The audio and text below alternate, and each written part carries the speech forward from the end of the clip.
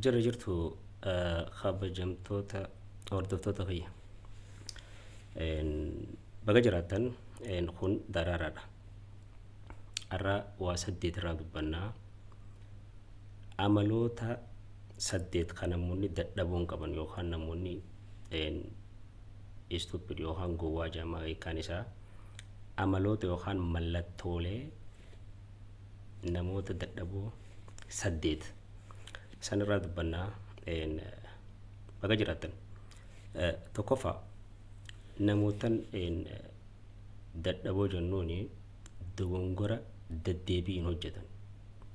Har'aas boruus iftaanis dogongora wal fakkaataa hojjechuu tokko kana. Lammaffaa over confidence jennaan maali ifitti amantummaa daangaa dabarte. Humnaa ol ifitti amantummaa daangaa dabarte jechuudha. Lammaffaan akkana yeroo jennu waa hunda naa beekaa. Sigaltee waa hunda niin beekaa waan hin beekne hin qabu. Over confidence yookaan ifitti amantummaa daangaa dabarte. Sadaffaan maali jennaani hawwii yookaan fedhii waan haarawa baruu dhabu. Sadaffaan kana yeroo jennu waan haarawa baruudhaaf fedhiin inni qabu hedduu gabbu'aadha. Maaliif sababni isaa lammaffaa irratti maal jennee ifitti amantummaa olii waa hunda humnaa olii waa hunda niin beekaa jenne. So waa hunda niin beekaan sammuu isaa keessa waan jirtuuf waan haarawa baruudhaaf fedhii yookaan hawwii yookaan sinsinnii dhabu mallattoo namoota dadhaboo keessaa inni sadaffaan kana. Afraffaan rigid thinking jennaan maali kana jechuun maali yaada jechuun waan tokko alternative yookaan filannoo biraa siigaltee rakkoo takka furuuf filannoo tokko lama dhabuu jechuudha. Filannoo kiyya bichaa sirriidha jechuudha. Yaada rigid yookaan yaada goggogaa qabaachuu jechuudha. So rakkoota wantoota uumame tokko furuuf furmaanni karaa lammaffaan sadaffaan ni jira jee yaaduu dadhabu. Karaa kiyya bichaatu sirriidha jechuu gabaabsinee afraffaan. Shanaffaan walitti dhaabee jechuu yookaan itti fufiinsaanii murtii dadhabaa murteessu.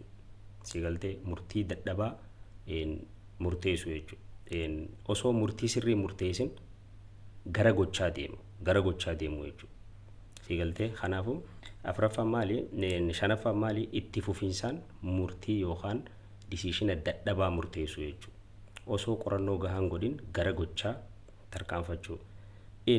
Sadaffaan ilaalcha cufaa qabaachuu. Jaaffaan ilaalcha cufaa ta'e qabaachuu jechuudha.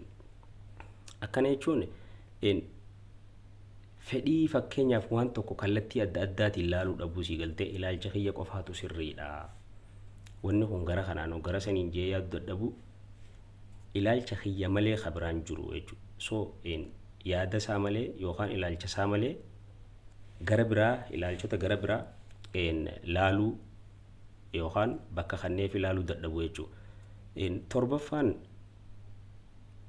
dandeettii waan tokko itti madaquu waan tokko wajjin dafee wal baruu yookaan dandeettii waan tokko baruu dhabuu jechuudha. Waan takkaa walitti madaquu dhabuu jechuudha.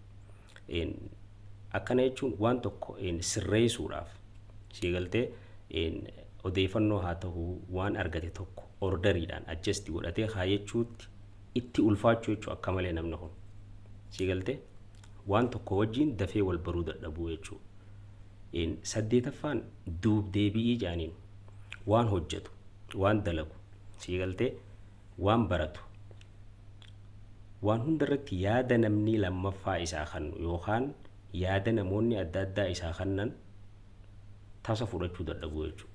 Feedback kennaan siigaltee sirratti cufuu yaada nama lammaffaa jibbuu.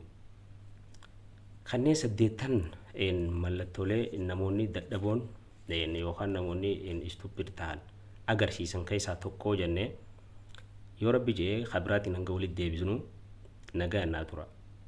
Ati hoo eessa jirta? Kun daraaraadha. Nagaan jiraadha.